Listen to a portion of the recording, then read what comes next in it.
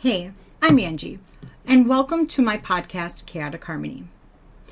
Have you ever looked at yourself in the mirror and asked yourself, am I the only one that has this kind of luck? Or does this kind of stuff only happen to me? Or better yet, what the actual fuck is wrong with me? Well, yeah, I ask myself those questions in the mirror all the time. Those are the types of questions that pop into my mind whenever something happens to me that doesn't seem normal. Or better yet, whenever situations happen to me that sound very ridiculous when said out loud. Over the years, I have had my fair share of what the fuck moments.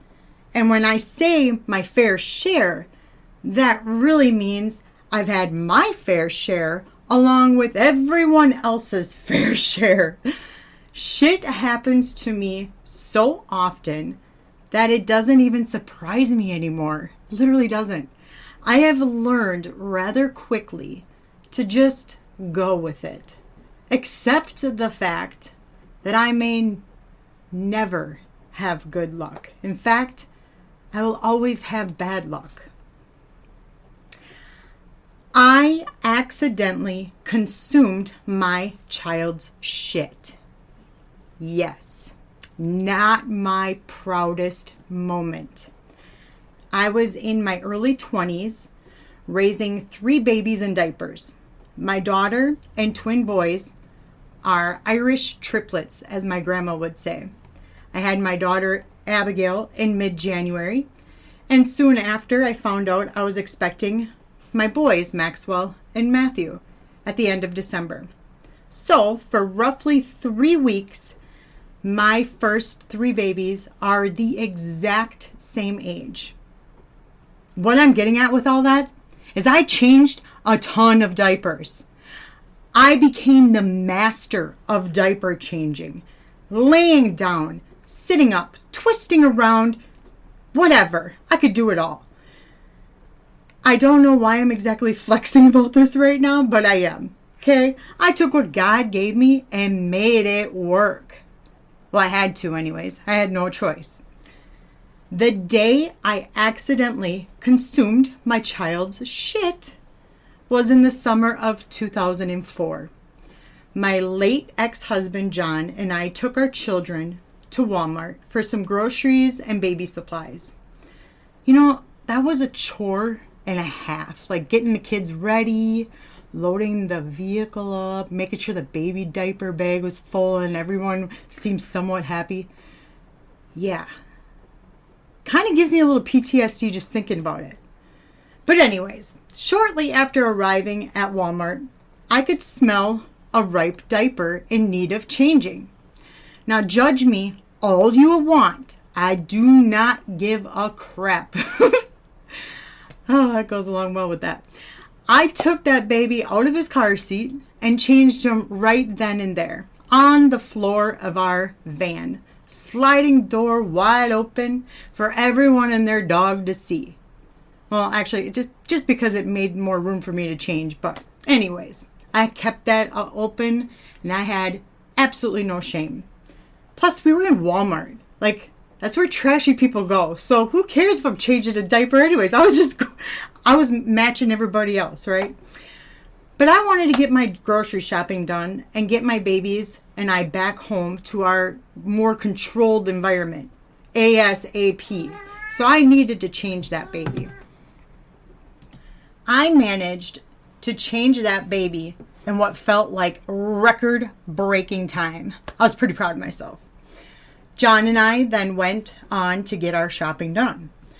Our shopping trip went like most of those days. 1 or more babies were whiny, and I was visibly overwhelmed. Maybe an hour or so later, we were done. Thank God. No major meltdowns at that time, so I considered it a success. Oh my gosh, I am stumbling on my words today. My bad. Anyways, John loaded the back of the van up with groceries while I loaded the children. And because my daughter had upgraded to the harness booster seat, I'd always put her in the vehicle first. Then I loaded baby B, also known as Matthew. And finally, I grabbed baby A, also known as Maxwell. Before I could even lock Maxwell's car seat into the base, I got a hit of a stink bomb. He needed to be changed, like big time. I wasn't about to go back into the store and change him. And if you remember, I didn't change the first one in there either. So the van floor became my changing table.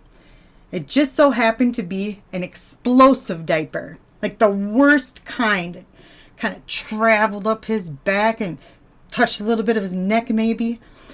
So it took a little bit, but like always, I got the job done.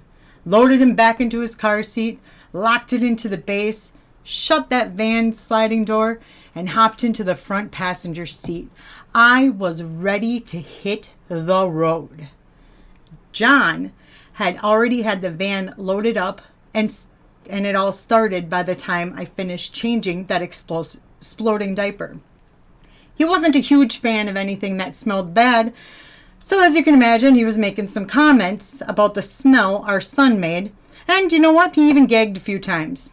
Yeah, for a bigger guy, he sure did have a weak-ass stomach. I laughed at him because that was the story of my life at the time. I was smelling like baby shit and formula, and here he is like, gagging? Really? So John ended up opening the front windows for some fresh air. The babies were all content. All was well at the time. As we were making our way home, John had surprised me with a chocolate candy bar that he had somehow bought in front of me and hid in the van while I was loading the children up. And I grabbed that chocolate bar from him with excitement and just began to eat it. I swear, chocolate can fix just about everything in my life. It was hot out that day, and the chocolate had already started to melt. It was a melt-away bar, so as you can imagine, the chocolate bar was no longer looking like a bar, I guess. It was turning into a chocolate puddle, mainly on my right hand. I don't believe in wasting any kind of chocolate unless it is mint, so I quickly started licking the chocolate off my fingers. I was about 2 licks, maybe 3, when I tasted something other than chocolate. I paused, looked at my fingers, didn't see anything suspicious, so my blonde ass went back to licking my fingers. But something just didn't taste right. I didn't say anything out loud, but my face and actions apparently did. And that, my friends, is when I realized I might not have wiped my hands down like good enough after changing one or more of those diapers. That chocolate literally tasted like shit. John rather quickly connected the dots. He immediately began to dry heave like crazy while behind the wheel. He ended up having to park on the side of the road, and he ran to the ditch and puked his guts out. Like, it was bad. And he did that for quite some time. He puked enough literally for the both of us. Me? What was I doing? Laughing my ass off. I was the one that just consumed our baby's shit. And he was the one puking. I should have been the one puking. Because of that situation, I always make sure to triple wash my hands before I did anything else. Also, I didn't eat any Saruji's candy bars for like a long time. John, he didn't change a diaper before this incident and avoided changing any diaper afterwards.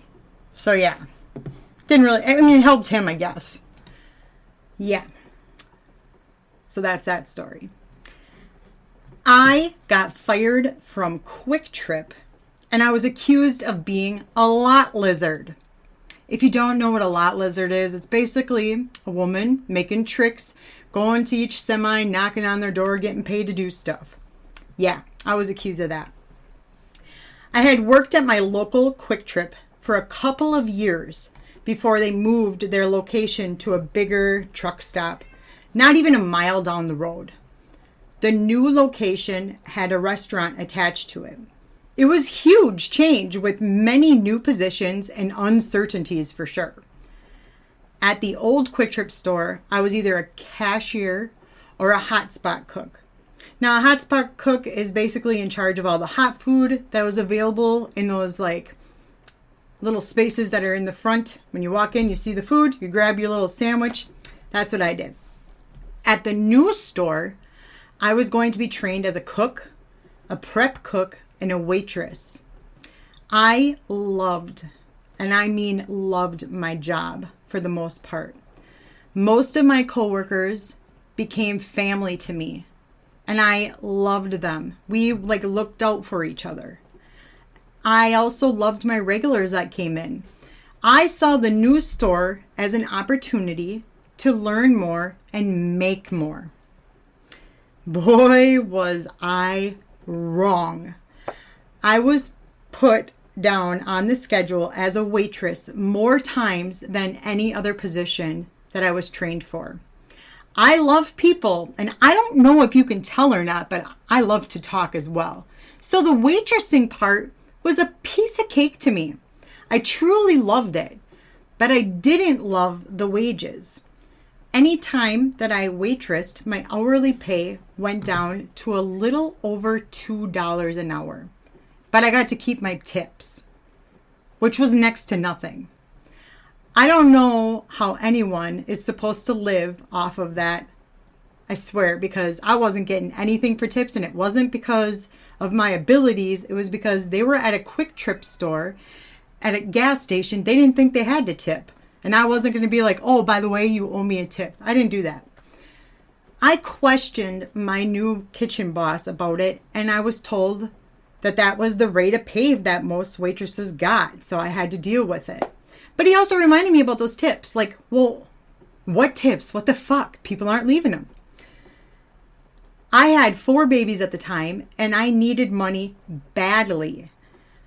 I'm not sure if my boss knew how many customers were coming in at the time or how many actually left a tip, but come on. I begged him for a different position, and every once in a great while, he would give me a shift doing something else like cooking or the prep cook just to shut me up. Well, a few months into the transition, I was scheduled to work 2 to 10 p.m. as a waitress. By the time it hit 9 p.m., I had waited on maybe 4 tables total. My shift was almost over, and I had around $10 in tips hiding in my apron. I went outside to our designated smoking area and smoked my very last cigarette. I was trying to decide at that time if I was going to buy another pack of cigarettes with my tip money or quit smoking altogether because I just couldn't do it. But smoking literally was the only thing I had left for my anxiety. I really didn't want to give it up.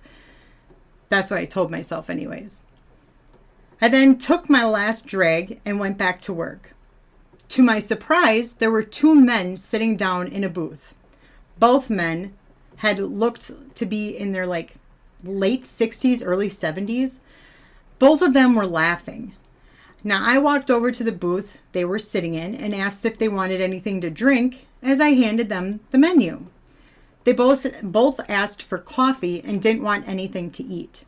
They were friends and didn't see each other much because they both drove semi. So every so often, they stopped somewhere for a cup of coffee and caught up with each other. I thought that was cute. That was a cute story. They didn't need to tell me that, but I thought it was cute. Nothing more, nothing less. I got them their coffees and started cleaning up my area. Before the third shift lady came in, I just wanted to make that third shift lady was a son of a bitch. Oh, so I had to make sure everything was done. The 2 men sat there for a decent amount of time before they asked me if I could fill their coffee mugs up so that they would have something for the road. Now, I had no problem doing that. Whatever. Until I saw the conditions of their coffee mugs. Those mugs were disgusting. They looked like they had black mold on them. They were just nasty. There was no way I was going to serve them anything in those nasty mugs and feel good about it, you know? So I refilled their restaurant coffee cups that I gave them at the beginning of their stay. And I asked them, like, hey, can I take your cups and bring them in the kitchen? And they're like, oh, you would do that? Well, of course I'd do that. Like, no human being should be drinking out of that damn thing. So I went to the kitchen, I scrubbed them, rinsed them, re-scrubbed them, and I even ran them through the dishwasher a few times. Once they were dried, I filled them back up with some fresh Quick Trip coffee. And the third shift lady had come in just a few minutes early and saw me drying, like the whole thing. She saw the whole thing. She gave me the stink eye right away. I told her what I was doing, but she didn't seem happy. But to be fair though, like, she never seemed to be happy with anything in life. As for me, I just looked at her, whatever. I walked my feeling very good about myself ass out of the kitchen and handed the road trip mugs to the right owners. Both men were super thankful. They told me that they were just trying out the new truck stop and they weren't even sure how it was going to go, but they were glad they stopped in. They told me straight out, I made it worth it for them. They also told me that they were going to come back and visit me soon. I thanked the both of them for stopping in and went back to my kitchen to finish up my duties for that day. To my surprise, the men left a $20 tip. $20 whole dollars for just coffee, just me giving them coffee. I was excited. The third shift lady saw my tip and made some kind of stupid comment like, wonder what you had to do for that. I didn't engage. She wasn't worth my time at all. I clocked out for the night, bought myself a pack of smokes, and went home with a newfound hope. Like this was gonna work. Those men, they were true to their word. They would stop in at the gas station, fuel up, and have a few cups of coffee with me. Whenever they stopped and didn't see me, they would ask if I was there, and when they found out that I wasn't there, they would leave. I built a little relationship with these men over the time. They knew about my life, I knew about their life. We became friends. My third shift coworker, also known as Sandy, noticed this. She started acting a little bit jealous, constantly on my ass about these men. I didn't understand why she hated me. But truly, she isn't a great person. I'm not saying that because of what she did or didn't do. I'm saying that because she truly isn't a good person. Anyways, time went on and I was struggling even more financially. The hours I was given at work weren't enough and the waitress's pay was killing me. I was about ready to say goodbye to my Quick Trip family, and I hated that.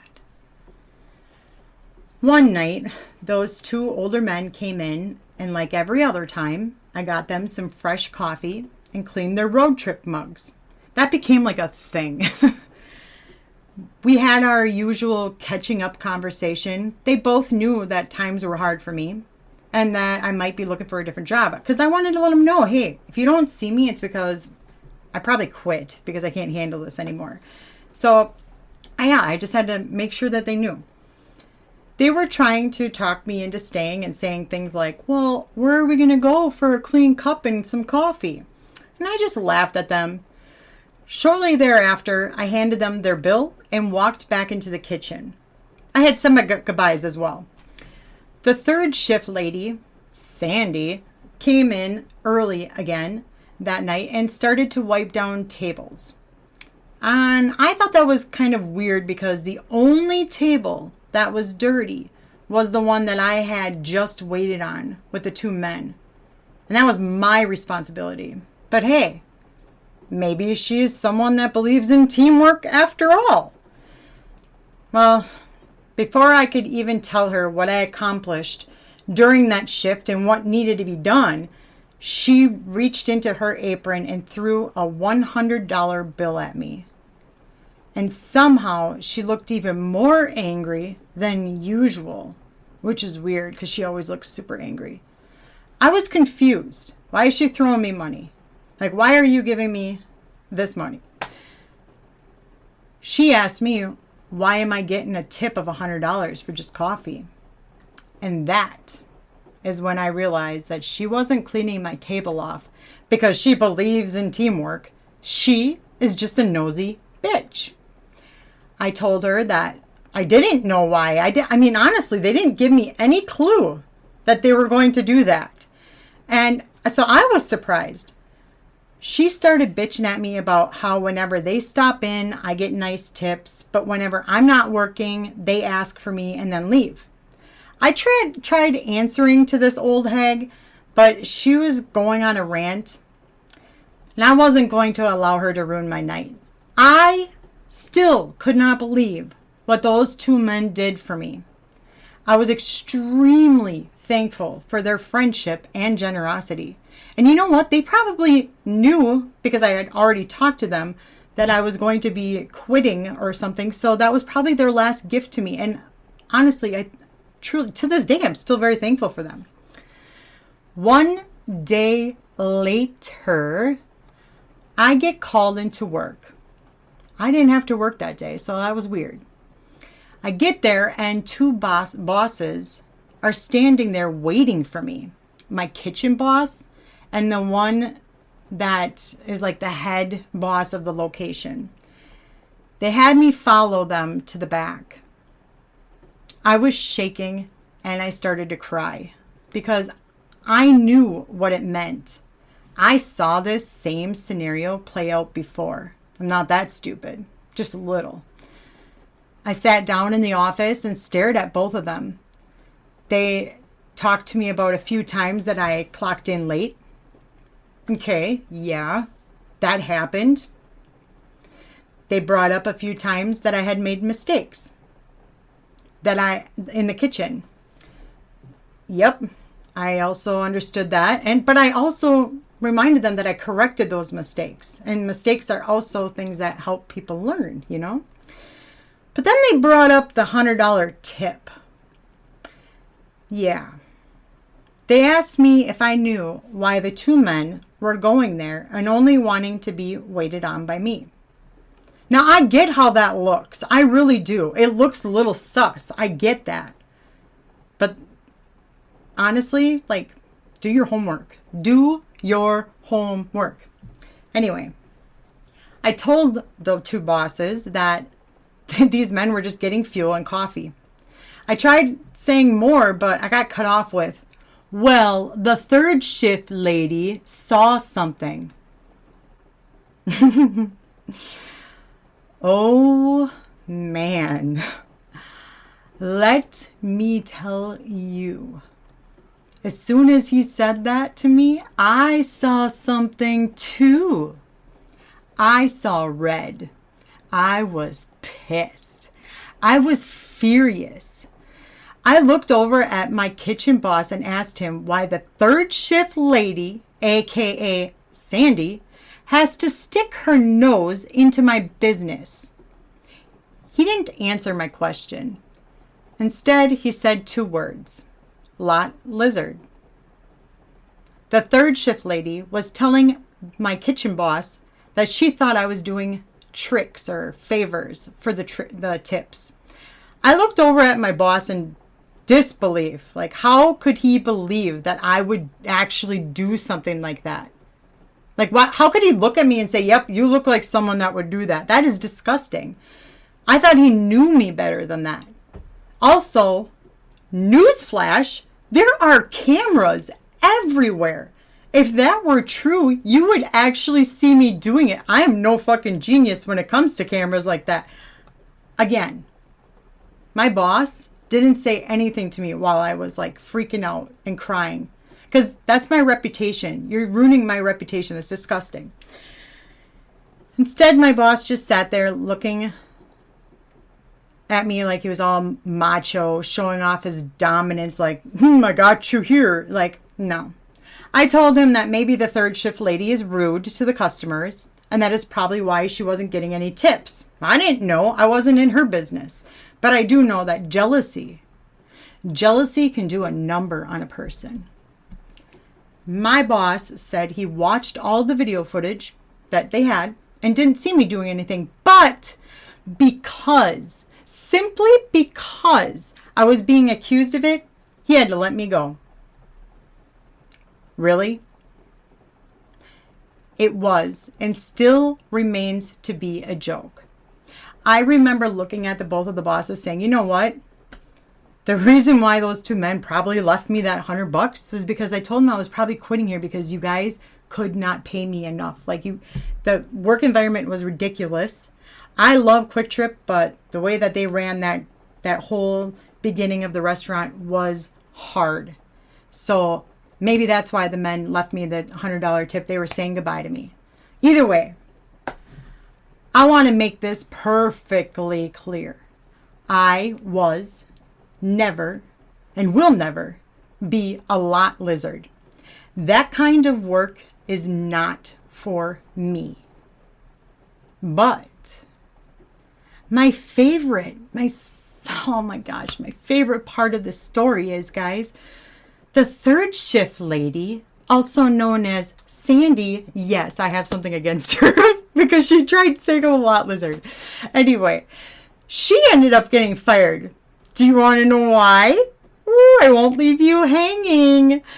It's because she was actually being a lot lizard and doing tricks on the clock, and they actually saw it on camera. Yeah. Then I realized maybe she was just jealous that I could get a nice tip with just a good conversation and a smile and not anything else. She nasty. That's all I know. That's my story and I'm sticking to it. Sandy, you is nasty. I was chased down a beautiful nature trail by a woodchuck that looked like he wanted to kill me. In 2016, I was obese, but the better word for it is just saying huge. I had gone from my lowest weight I had ever been as an adult to the heaviest in what felt like seconds to everybody, because all of a sudden, boom, I'd take a picture and holy shit, got big. I had let myself go. The weight I was carrying around was interfering with every aspect of my life. It was the first thing I thought about when I woke up and the last thought I had as I laid my head on the pillow at night. My weight was holding me back from many things in my life at the time, and I needed a change. I knew that I needed to focus on my health before I ended up 6 feet under, and my kids and my husband did not deserve that. So I finally listened to my doctor's advice and got a referral for a dietitian. Notice how I said finally listened. My stubbornness gets in the way of everything, making life harder than it has to be. I literally feel like I'm at war with myself daily. But anyways, I met with the dietitian. She showed me what proper portions of food looked like, which I knew, but come on, that didn't look like enough when I was hungry. She also told me that I have a very unhealthy relationship with food. I still do. So no shit, Sherlock. I didn't get this big for a reason. Like, it didn't just pop up and appear on me. I ate myself this fat. Anyway, she also suggested I started walking every day. As much as I wanted to tell her to fuck off and leave me alone, I knew she was right. I started eating less and walking more.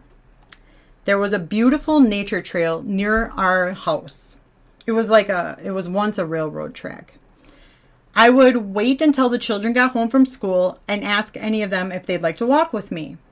And then, this is really going to sound ridiculous, but those walks were hard. I would only walk for like a minute, maybe even less, before I felt like I was unable to breathe. Like my whole chest was burning and I just needed to stop. My children would look at me with pity in their eyes and I hated that. So I tried to use the pity my kids were giving me as fuel. Like, don't let them look at you like this. Show them that you can do better. My children needed me to get healthier. Every walk I took made the next one feel much easier. Eventually, I was even able to talk while walking, which is a huge milestone for me. I mean, talking and walking, I couldn't do it. I couldn't even chew gum and walk at the same time. Then one day I realized I would need to get my walk in before the children got home from school because there was an after school activity that we had to attend. It was going to be the first walk I took without my babies. My grandma lived with us at the time. She was sitting in her chair and she watched me try like hell to tie my shoes. I swear this woman was grunting along with me, hoping that it would help me get my shoes tied. You see, bending down at my size was next to impossible. I had to take a huge breath in, hold it, and bend down quickly and try like hell to get my shoes tied. Often, it took more than a few tries to get the job done, leaving my face burnt red and me gasping for air for a while. Grandma gave me a few like, "You got this, and I believe in you," as I walked out the door. And I loved her for that. It was gorgeous out that day. Perfect day to get some steps in. I kept reminding myself, "You got this, you can do this," just like Grandma told me. And I walked past that horse farm that was near us. And then I walked to the beginning of the nature trail. And I didn't look back. I was a woman on a mission. I was going to do this. I was walking at a slower pace, but to me, I was going faster than I was the few weeks prior. So I was proud of myself. And hey, I was making an attempt to get it in before the kids got home. I honestly don't know how far I walked down that trail. But what I do know is, right in the middle of the trail I was walking down was a woodchuck. This chunky creature was laying on its back, playing around with its food. It seemed to be unaware of its surroundings. I was in awe that I was that close to it. And I stood there for a second or two, trying to decide if I was going to wait for it to run away or go around it. And I honestly didn't even know if I should be scared or not. I was feeling kind of scared. That damn woodchuck went from being cute and playful to straight up fucking savage. It saw me, threw the food that I was playing with to the ground. It was on all fours in a blink of an eye. I very slowly took a step back, maintaining eye contact with the damn thing. The woodchuck took a step forward, keeping that same amount of distance between us, as if we were in a duel in some old Western movie. That's what it kind of felt like. Not cool. Not cool at all, woodchuck. The woodchuck then made one more step forward, and I took again another step back. I was now shitting myself. Not literally, but you get it, right?